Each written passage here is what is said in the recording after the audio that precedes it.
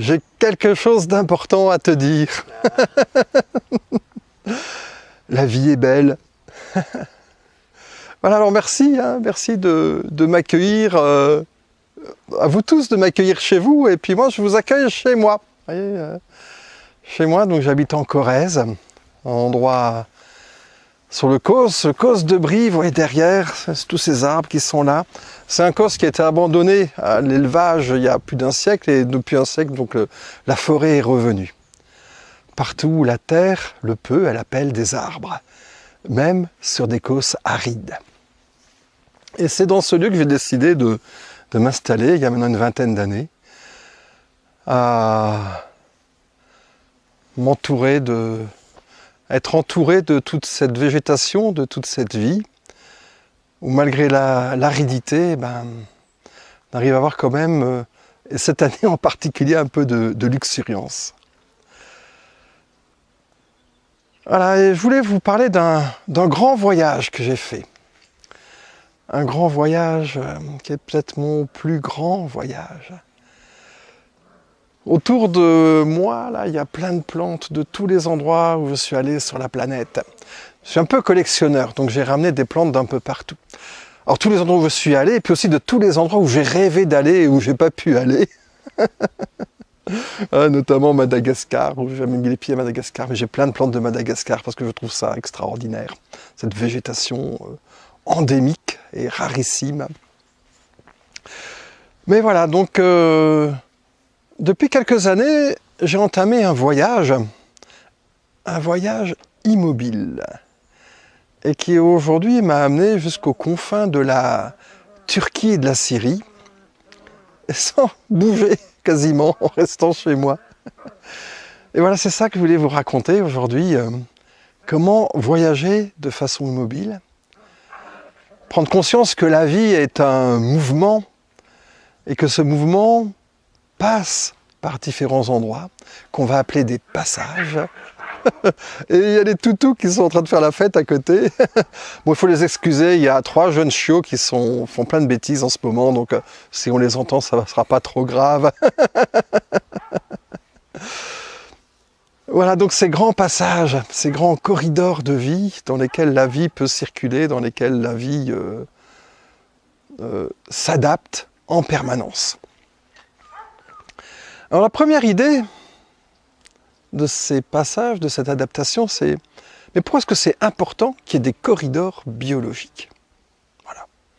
Donc les gens disent mais ça sert à rien quoi, voilà, des corridors biologiques, pourquoi est-ce qu'on veut que la vie circule? C'est encore une affaire de quelques écolos qui veulent que la diversité génétique se conserve, et donc on met en relation les grands parcs nationaux les uns avec les autres. Bon, c'est vrai. Il faut que la diversité génétique se conserve, mais c'est bien plus profond que ça, me semble-t-il. Depuis la fin de la dernière glaciation, donc il y a 12 000 ans, ici, vous voyez, à Brive, juste à côté, là, il y a des grottes, et dans ces grottes, il y avait des hommes préhistoriques, ça a été fouillé, des hommes préhistoriques qui venaient qu'en été, ici. On pense que ces hommes préhistoriques, en été, venaient chasser le renne, ici, et l'hiver ils redescendaient vers Bordeaux, à 200 km d'ici, pour se mettre plus près de l'océan, dans un endroit un petit peu plus tempéré. À l'époque, il y avait déjà le Gulf Stream qui arrivait jusque sur nos côtes, donc il faisait un petit peu plus doux.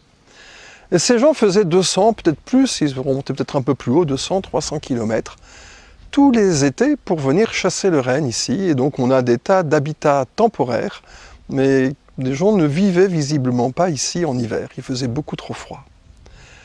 Et donc le paysage, derrière moi en fait, le paysage n'était pas du tout comme aujourd'hui. C'était un paysage très désertique, caillouteux, une herbe très rase, très peu d'arbres, très peu d'arbres, comme on a actuellement en Laponie, au Spitzberg, ou au Groenland.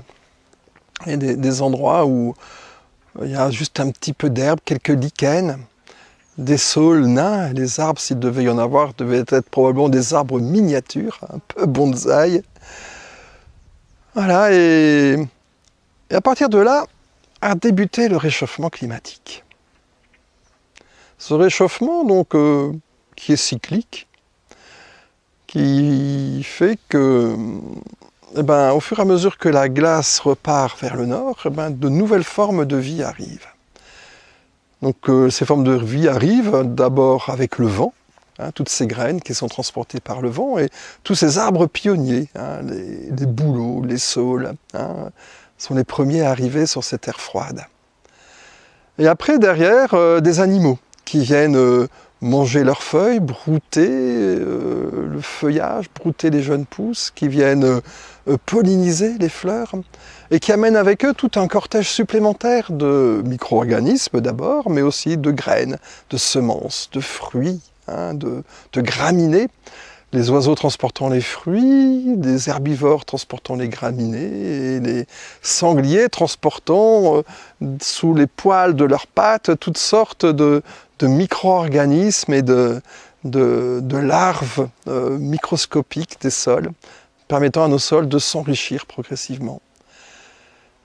Et donc, plus il fait chaud, plus sa banquise repart vers le nord, plus les terres sont à nu vers le nord, mais tout s'enrichit de vie. Tout s'enrichit de vie à partir de ce qu'on appelle aujourd'hui des hotspots, des points chauds de biodiversité. Le pourtour méditerranéen, on en dispose encore de quelques-uns. L'est de la Turquie, hein, l'endroit, le mont Ararat, hein, l'endroit où la légende dit que l'arche de Noé s'est échouée, hein, en haut d'une grande montagne, mais c'est un endroit où il y avait tellement de vie que, immanquablement, c'est là que la diversité des espèces a probablement fait imaginer aux gens que c'était l'endroit où l'arche de Noé s'était déposée. Et puis alors bien sûr, le grand hotspot dans lequel on est très connecté, c'est celui de l'Éthiopie, hein. L'Éthiopie qui est celui qui a vu naître Homo sapiens, et donc dans lequel se trouve tout ce qu'il faut pour que naisse un Homo sapiens, pour que naisse un humain, et que pour que naisse une humanité même. Et donc certes, en Éthiopie, on va y trouver toutes nos maladies, tous nos problèmes, tout ce qui va nous rendre malades, mais on va aussi y trouver tout ce qui va nous soigner, tout ce qui va nous guérir. On va trouver tout ce qui porte notre écosystème, toutes les plantes que nous consommons, tous les animaux, hein, avec lesquels nous vivons. Toutes ces choses-là existent là-bas en germe, en matrice. C'est quelque chose de primordial, c'est-à-dire qui vient avant. Et à partir de ce hotspot ont émergé différentes humanités qui ont migré sur la planète, qui ont trouvé à s'implanter en certains lieux. Mais les migrations autrefois étaient lentes. Hein, les gens voyageaient de 20, 30, 40 km par génération, s'implantaient tout le temps un petit peu plus loin, allaient explorer quelquefois des lieux à 500 km, mais pour revenir, hein, comme on faisait les hommes préhistoriques qui étaient ici. Et au fur et à mesure que quelqu'un voyage, il transporte avec lui un petit peu de son écosystème. Les fruits qu'il consommait, les graines, et donc immanquablement, partout où les hommes sont passés, des fruits et des graines ont été semés. Et les écosystèmes ont commencé à évoluer pour s'adapter aux besoins des êtres qui y vivent. Et donc notre écosystème en Europe s'est trouvé plein de rosacées notamment. Et tous ces arbres fruitiers que l'on aime consommer, les prunes, les cerises, au début c'était peut-être plus des cormes, des alisiers, des aubépines, des prunelles, et de génération en génération, les hommes étant gourmands ont commencé à semer de plus en plus de graines et de pépins, de fruits doux et de fruits sucrés, pour finalement avoir un écosystème celui dans lequel nous vivons aujourd'hui, où presque toutes les plantes sont consommables. Les plantes réellement toxiques ne représentent qu'un tout petit pourcentage. Il faut dire qu'Homo sapiens, depuis 12 000 ans, a profondément marqué son empreinte dans l'écosystème dans lequel nous vivons aujourd'hui. Il veut dire que tout est fait dans nos écosystèmes pour bien faire vivre un Homo sapiens. Mais la difficulté que nous traversons aujourd'hui est de la rapidité des mutations que nous avons déclenchées sur Terre. Et de cette rapidité peut s'opposer justement la difficulté qu'a la nature actuellement pour répondre à nos besoins. et faire venir des espèces plus septentrionales, plus au sud, plus méridionales plutôt, des espèces plus au sud pour venir nous rejoindre. Voilà. Et ça, c'est quelque chose qui s'explique en fait. Pourquoi est-ce qu'il y a une si grande difficulté à ce que les espèces qui pourraient s'adapter à nos climats puissent venir aujourd'hui, que les écosystèmes puissent s'adapter. Vous voyez, on veut toujours tout maintenir sous cloche, mais alors que tout bouge. Alors en maintenant sous cloche, eh ben, en fait, un grand renfort d'énergie, d'argent, d'investissement, de travail, on essaie de maintenir des écosystèmes, alors qu'en fait ces écosystèmes sont en train de migrer entièrement plus au sud, plus au nord et plus en altitude. Et aujourd'hui, donc, on a plein de petits batraciens, des petits sonneurs à ventre jaune, par exemple, ici. Ces petits sonneurs, au fur et à mesure que le climat va se réchauffer, que les mares vont s'assécher, ben, ces petits sonneurs, où est-ce qu'ils vont aller vivre? Ils seront obligés d'aller un peu plus en altitude. Donc, est-ce qu'il faut vraiment que je conserve des mares avec des crapauds à ventre jaune ici, Alors certes, oui, ils sont tellement rares. Mais il faut aussi que je commence à penser à mettre des mares plus en altitude et plus au nord, dans lesquelles ces crapauds pourraient venir. Mais ces crapauds, il va aussi falloir qu'ils puissent se déplacer pour aller de chez moi jusqu'à un autre lieu.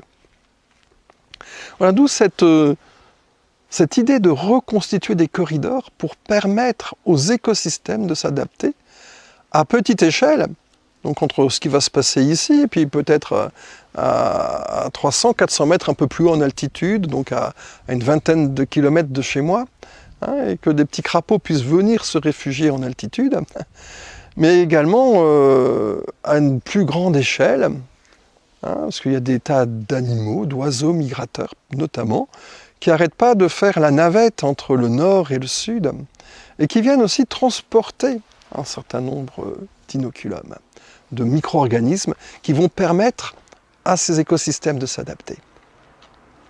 Alors là, c'est un truc que je présente souvent. Vous avez cette carte où on voit les oiseaux qui circulent sur la planète, du nord au sud, de l'est à l'ouest, qui partent d'Éthiopie et qui vont vers le nord de l'Europe. Et donc on peut toujours imaginer qu'une cigogne qui partirait d'Éthiopie en ayant mangé une grenouille, qui elle-même aurait mangé un petit ver, qui lui-même aurait mangé de la terre, transporte dans son ventre un petit peu de cette terre et des micro-organismes qu'elle contient, d'un endroit donc beaucoup plus au sud de chez nous, et donc peut-être quelques micro-organismes susceptibles de nous aider à mieux vivre avec une plus grande aridité. On voit les animaux circuler, mais les animaux transportent aussi avec eux tout le microbiote, tous les micro-organismes qui permettent aux écosystèmes aussi de s'adapter. Voilà, et on reste en permanence dans une espèce de choix, mais on veut choisir, mais c'est peut-être pas là où on se trompe, mais on a l'impression d'un côté, il faut qu'on mette sous cloche tout ce qui est rare et qu'il faut préserver. Et d'un autre côté, donc, il faut aussi que cette vie puisse circuler. Et il faut arriver à trouver une espèce d'équilibre entre la libre circulation de la vie sur Terre et la conservation des êtres, des espèces, des écosystèmes les plus menacés.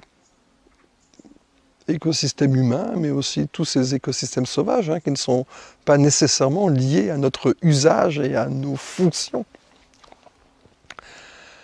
Voilà, et on va absolument choisir entre l'un ou l'autre, on veut absolument opposer l'un à l'autre, alors qu'en fait, je crois qu'il faut les deux. Et se déplacer, la vie est un mouvement, et avoir une attention très, très soutenue pour tous ces êtres sensibles, fragiles. Tout est fragile. Et donc d'avoir conscience de cette fragilité et d'essayer de maintenir en vie ces quelques rares écosystèmes dans lesquels on a des êtres rarissimes, quoi. C'est pas très rationnel comme raisonnement, c'est pas blanc ou noir, c'est blanc et noir en même temps. Et de trouver à faire coïncider ces opposés, ces choses que l'on oppose, mais qui en fait sont tous dans un même cadre, dans une même planète, sur une même planète qui vit et qui a ses propres fonctionnements. D'ailleurs, on l'a bien vu avec les maladies, notamment les maladies végétales, ou les parasites qui arrivent, cette drosophile Suzuki qui a envahi toute la planète, et dont les auxiliaires ont du mal à venir jusque dans nos parcelles, parce que nos parcelles sont un petit peu trop déconnectées de leur environnement, et parce que les auxiliaires est-asiatiques qui régulent bien la drosophile Suzuki ont du mal à venir jusque chez nous. Heureusement, la vie est redondante et dans nos écosystèmes, il y a aussi plein de petites bestioles qui vont nous aider à réguler ces maladies-là, mais leur adaptation, leur circulation, le fait qu'elles agissent va venir du fait que tout soit bien connecté, relié, d'où ces passages. Et donc ces passages, on a plusieurs façons de les envisager. Et aux gens qui aiment bien voir les choses en grand, et c'est ce qui s'est passé lors du protocole de Kyoto, là, il y a quelques années, un peu plus de 10 ans, au Japon, ou dans celui de Nagoya plutôt, je les mélange, où il a été décidé que 30% de la surface émergée de la planète devait être conservée ou sous une prévention, protection particulière. Et 10% de nos zones côtières. 30%. Donc en France, on est à peine 20% de zones protégées. Et donc, ce qui a été décidé aussi, c'est d'utiliser ces zones qu'on allait mettre un peu sous cloche pour remettre en lien tous les grands corridors, tous les grands hotspots de biodiversité, des endroits où il y a beaucoup de vie. Donc ça, c'est inscrit dans la loi internationale. Ça se réalise dans beaucoup de pays. Ça a un petit peu de mal à se réaliser quand même dans nos têtes, parce qu'on ne comprend pas les choses, parce qu'on a l'impression que la vie sauvage s'oppose à la vie humaine, et qu'en fait, la vie humaine a besoin de la vie sauvage, parce que c'est la matrice dans laquelle nous sommes nés, et qui accomplit en fait ce miracle merveilleux qu'est la vie sur Terre, cette matrice. On peut imaginer des vies hors sol. Alors les gens qui veulent vivre hors sol, qu'ils aillent vivre en orbite autour de la planète. Mais sur Terre, c'est pas comme ça qu'on vit. On vit ensemble, tout est lié. Et c'est ça qu'il va falloir nous apprendre à mieux vivre en tant qu'être humain, que terrien habitant de la Terre. Avec tous ces êtres, tous ces animaux, toutes ces plantes, tous ces micro-organismes, qui quelquefois nous font peur, mais c'est ensemble. Voilà, donc les grands projets, ça consisterait de relier l'endroit où je vis, l'endroit où tu vis, à l'Éthiopie. Et donc de faire un grand corridor qui puisse nous relier à ce berceau de l'humanité. Alors comment on fait un corridor? Dans un corridor, aujourd'hui tout le monde dit qu'il faut planter des arbres. Alors c'est vrai parce qu'il manque d'arbres, on a tellement déforesté qu'il faut planter des arbres. Quand on dit qu'il faut planter des arbres, ça ne veut pas dire qu'il faut planter des forêts de palmiers à huile. Il faut planter des forêts très diversifiées ou laisser réémerger des forêts très diversifiées. Il faut que ces forêts soit tellement diversifié qu'il y ait une grande diversité génétique dedans, donc plus de clones, plus de boutures, mais au contraire des semis, de tas de choses. Et puis des semis, donc une diversité interspécifique, une grande diversité des plantes d'une même espèce, mais également de plein d'espèces différentes. Voilà. Et en n'hésitant pas à reprendre des espèces peut-être un petit peu plus au sud aussi, de commencer à les mélanger avec nos espèces de façon à permettre aux écosystèmes de se développer. Voilà, et de faire ces passages. Alors ces passages, on peut les imaginer comme des haies, parce qu'on veut planter des arbres, mais il faut aussi se rappeler qu'il y a des bestioles qui vont être sur d'autres passages, il y a des bestioles qui vivent les pieds dans l'eau, donc il faudra peut-être aussi faire attention aux côtés de nos ruisseaux, de nos rivières, hein, de les laisser suffisamment sauvages pour que des bestioles puissent passer. Mais après, il y a aussi des bestioles, comme certaines petites araignées qui se transportent par le vent sur leurs grands fils, qui ont besoin de lieux ouverts pour circuler. Donc nos passages, ce n'est pas des grandes forêts impénétrables. Il faudra aussi qu'il y ait des ouvertures dans lesquelles des animaux de milieux ouverts puissent aussi venir circuler. Alors pourquoi faire circuler ces petites araignées dont tout le monde a peur et en plus qui circulent sur des fils comme ça? Ben c'est que cette grande famille d'araignées constitue une diversité. Elles sont très nombreuses, hein, ces araignées qui se transportent par des fils, mais elles sont des prédateurs remarquables de toutes sortes de bestioles qui viennent parasiter nos cultures, nos vergers et nos jardins. Et que si elles ne peuvent plus se déplacer, elles ne pourront plus venir jusque chez nous. Donc, vous voyez, il faut bien qu'il y ait des milieux ouverts dans lesquels le vent puisse s'engouffrer pour pouvoir les faire s'envoler et franchir des vallées, des montagnes même quelquefois, pour venir se répartir aux endroits où elles peuvent trouver à manger. Des corridors, c'est pas des haies continues, c'est aussi des choses hétérogènes, parce qu'il y a des oiseaux qui vont d'arbre en arbre, il y a des insectes qui vont d'arbre en arbre, et donc il y a besoin d'avoir des choses un petit peu en pas japonais, vous voyez, avec un petit bosquet à un endroit, un autre petit bosquet à un autre endroit, pour que les animaux, les chauves-souris, qui aiment bien aller d'arbre en arbre tous les 30 mètres, hein, il faut avoir un arbre pour que les oreillards puissent bien circuler, par exemple. Hein. Mais les oreillards qui vont s'alimenter en milieu ouvert, donc dans des prairies. Tous ces animaux ont besoin de circuler et en circulant vont en même temps transporter tous ces inoculums, tous ces micro-organismes qui vont permettre aux écosystèmes de s'adapter. Hein, chaque être transporte en fait tout son écosystème.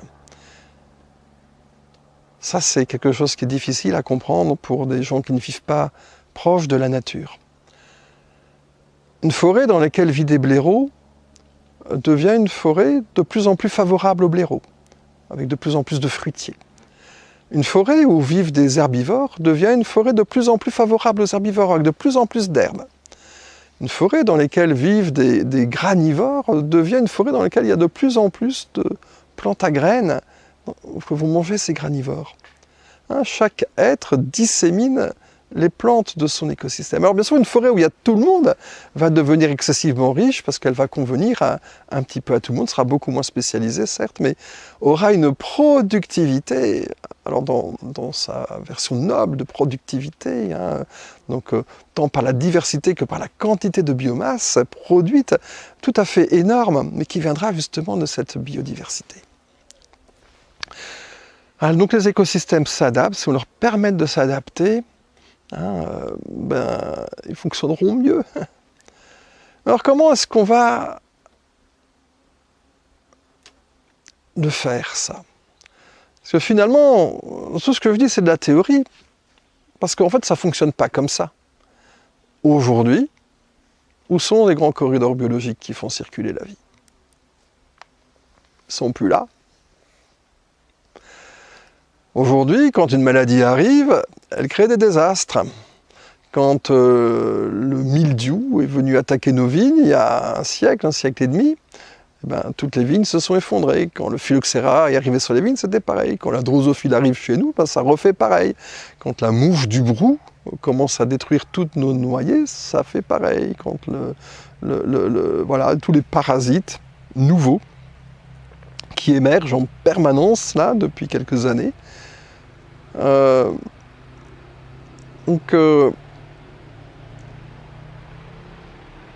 système ne fonctionne plus comme ça, il reste bloqué.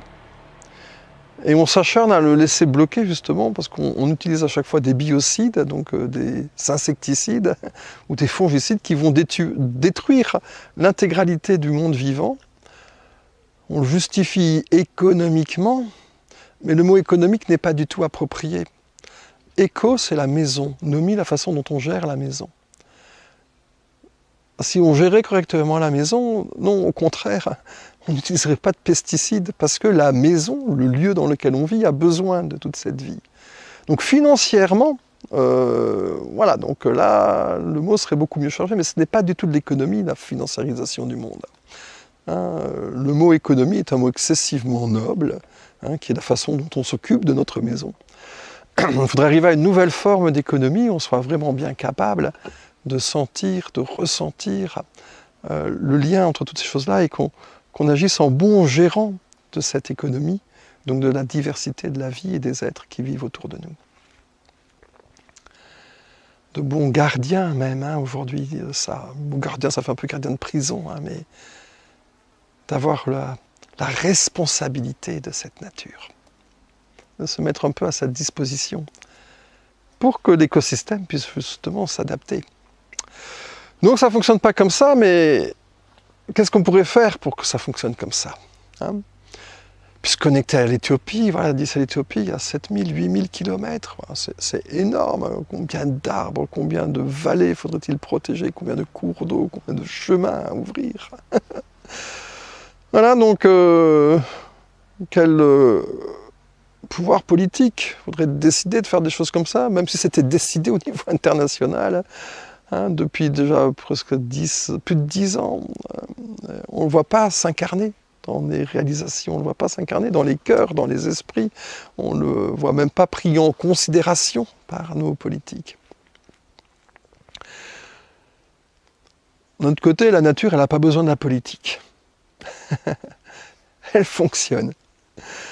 Et aujourd'hui, ces corridors, certes, ils n'existent plus, mais il y a encore des oiseaux pour faire des migrations. Oh, ils sont 10 fois moins nombreux qu'il y a un siècle et demi, mais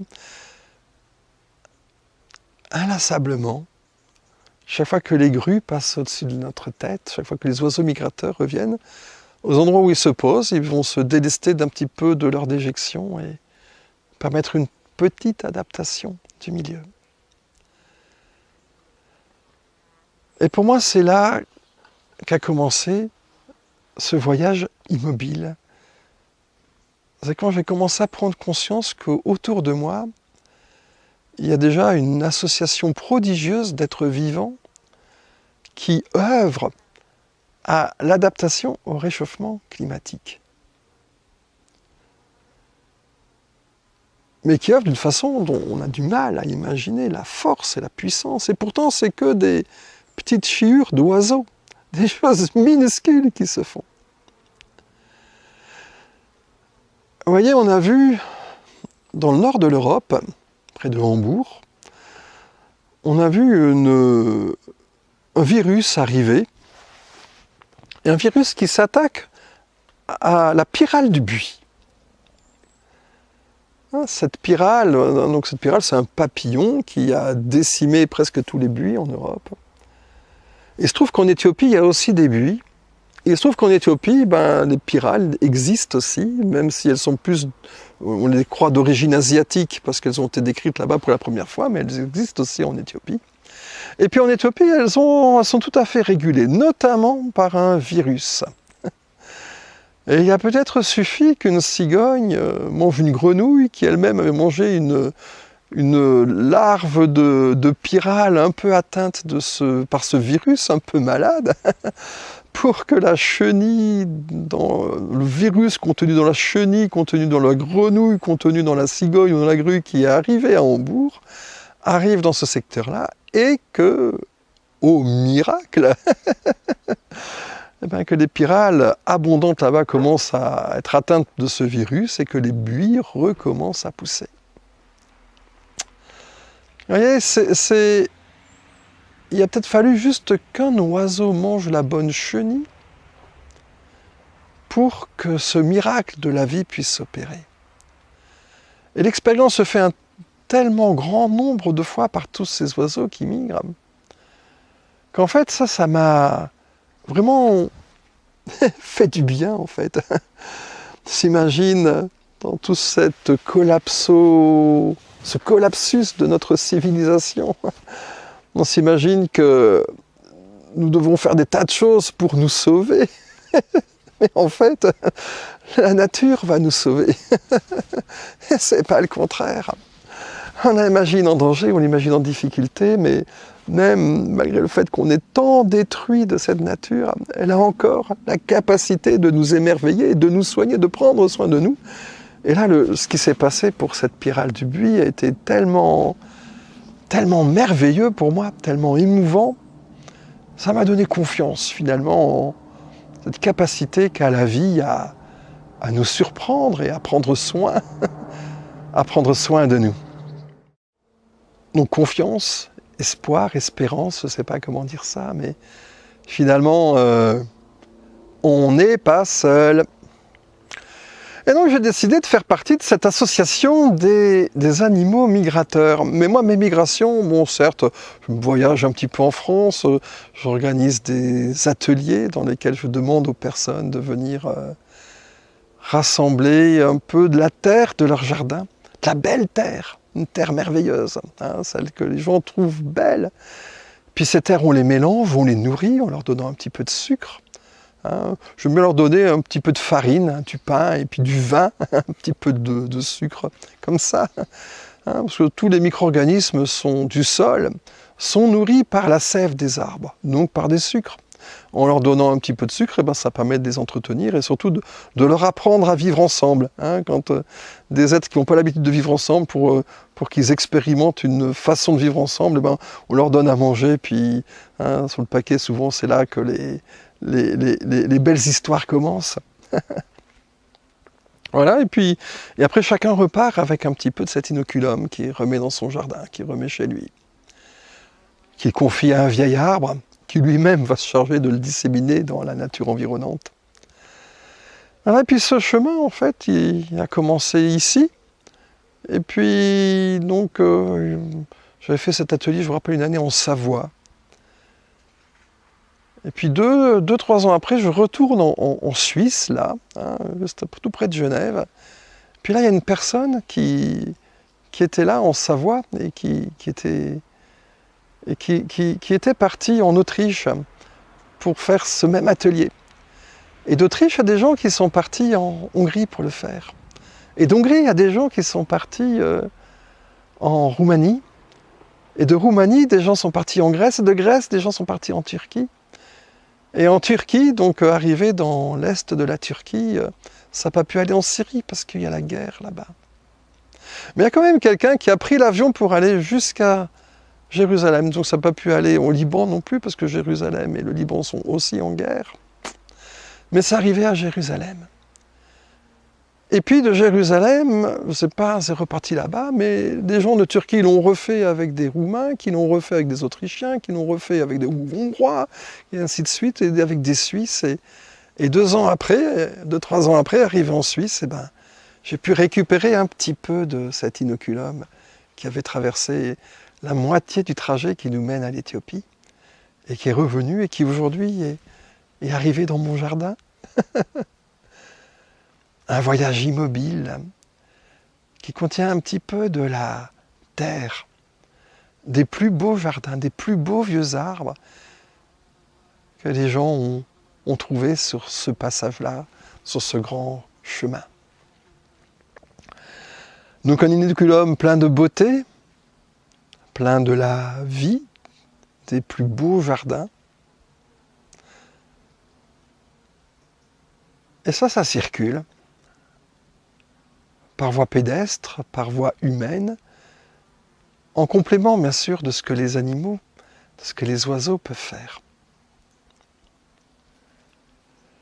Le résultat, on ne sait pas si on peut parler de résultat, mais on ira faire un petit tour, des petites vues dans le jardin, que vous puissiez voir un peu comment ça s'incarne dans un lieu tout proche de Brive, aride et sec, sur lesquels des plantes de tout le pourtour méditerranéen et de toute la planète même arrivent à se développer, arrivent dans une exubérance même étonnante. Alors certes, je vois que les liserons cohabitent avec les cactus, mais que l'abricotier autour de ça a des feuilles juste monstrueuses, à côté d'un cycas, à côté des orangers, du citronnier, que la vigne monte jusqu'en haut des arbres. Il y a tellement de raisins cette année que je ne pourrais même pas tout le manger. Enfin, c'est les animaux qui s'en chargent. Les cactus, les agaves, les géraniums, les basiliques sacrés, les sauges, les plantes aromatiques, les tomates, les aubergines, les poivrons.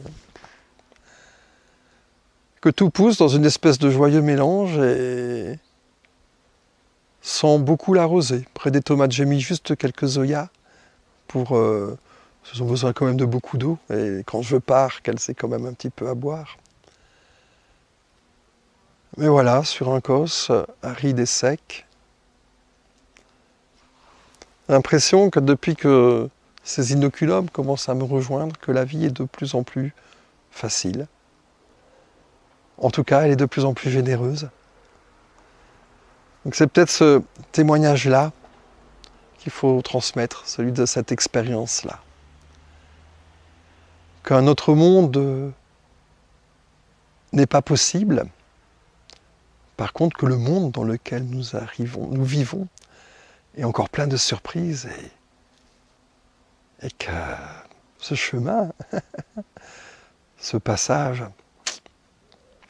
est à notre portée. Il nous suffit juste de le faire, de prendre conscience que des animaux circulent sur Terre, que des micro-organismes circulent sur Terre, et d'accompagner ce grand mouvement, parce qu'il n'y a plus beaucoup d'animaux, parce qu'il n'y a plus beaucoup de corridors.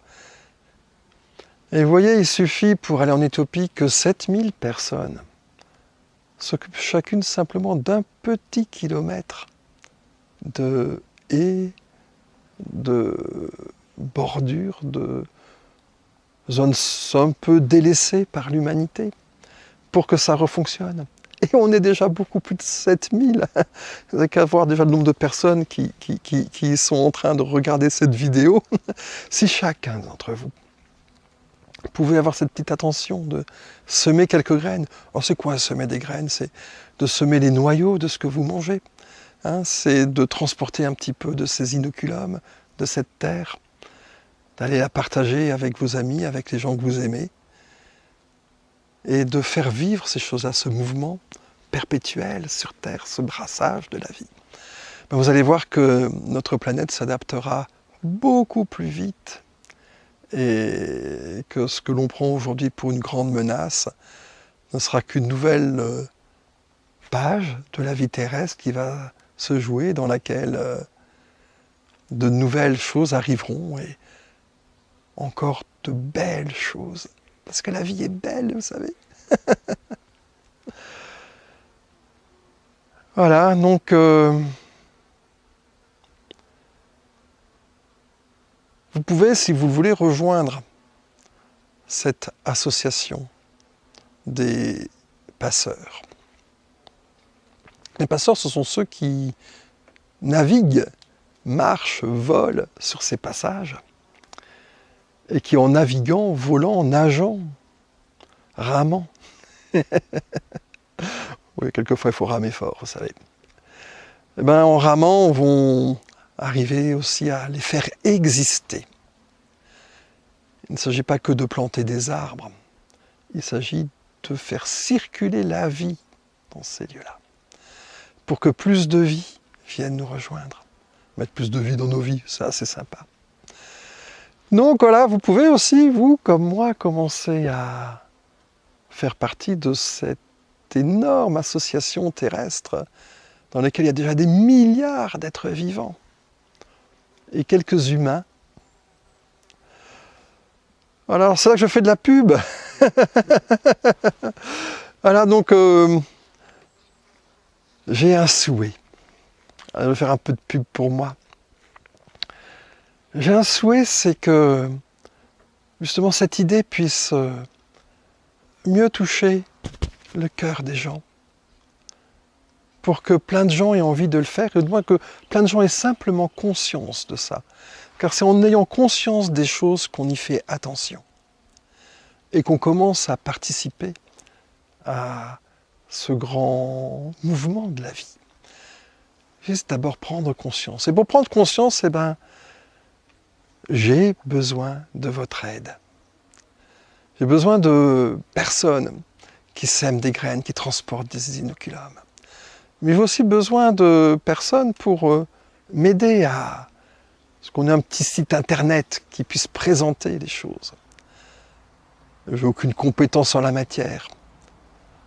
Donc j'ai besoin webmaster, c'est comme ça qu'on dit, concepteur de site, de designer, enfin, de gens qui veulent bien, qui voudraient bien, qui seraient prêts à donner un petit peu de leur temps pour faire connaître ce message. J'ai aussi envie d'organiser une espèce de colloque, de forum, dans lequel on donnerait la parole aux animaux, aux plantes, aux lianes, aux spores de champignons, à tous ces êtres minuscules qui n'ont jamais la parole. Et donc là aussi, j'ai besoin d'aide pour m'aider à organiser ça. J'ai besoin d'un petit peu de thunes pour le faire aussi. Hein. Donc s'il y a des gens parmi vous qui ont quelques talents en gestion, en comptabilité, en demande de fonds publics, en façon de mécénat ou je sais trop quoi. Hein, donc si on commence à avoir d'argent, il faudra peut-être aussi un comptable, enfin quelqu'un pour nous aider dans cette administration. Et puis si j'osais, j'aurais besoin d'un directeur. Quelqu'un qui coordonne le projet, parce que alors, dès qu'il s'agit de mettre les choses en œuvre à une certaine échelle, j'en suis juste pas bien capable. Donc je cherche un directeur, un chef de projet, je ne sais pas comment appeler ça, voilà. Un responsable, quoi. Quelqu'un qui prenne ce projet, qui se sente responsable de cette équipe humaine qui va assister ce monde animal, végétal, et se coordonner avec lui. J'ai besoin, oh là, ça fait beaucoup de choses ça déjà, besoin de volontaires pour prendre leur bâton de pèlerin et frapper aux portes et dire « Venez voir comme la vie est belle et regardez ce qu'elle est en train de faire ». Puis j'aurais besoin peut-être aussi d'un raton laveur, comme dans un poème à l'après-vert. Mais ce qui me ferait plaisir, en fait, parce que ce projet, c'est de connecter à l'Éthiopie. Et c'est encore un Européen qui cherche à se connecter à l'Afrique pour qu'il y ait encore l'Afrique qu'on va pomper, enfin, je sais pas, on va taxer pour avoir accès à la vie qu'il y a là-bas. Et j'aimerais beaucoup qu'un ethnologue africain, et pourquoi pas éthiopien, vienne regarder ce qui se passe dans notre tribu européenne, la façon dont on essaie de s'organiser, de se mettre en lien. Un ethnologue, un anthropologue, enfin quelqu'un qui aurait un regard un peu distant. Et j'aimerais bien que ce soit un Africain, juste histoire d'inverser les rôles.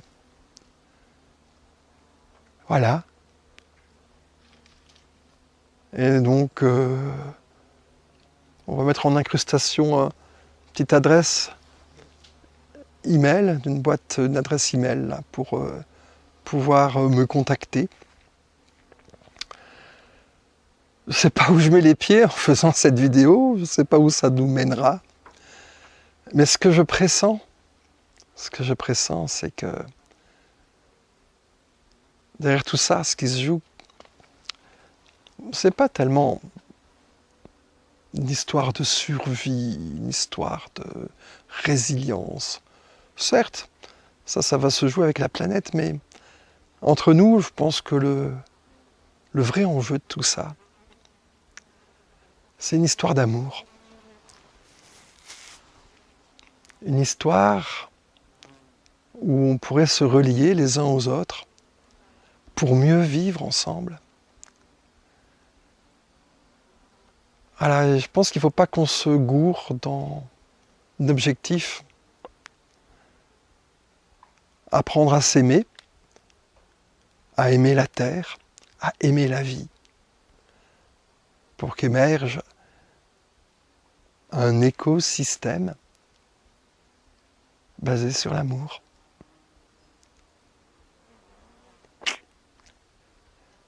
La vie est belle et je vous aime.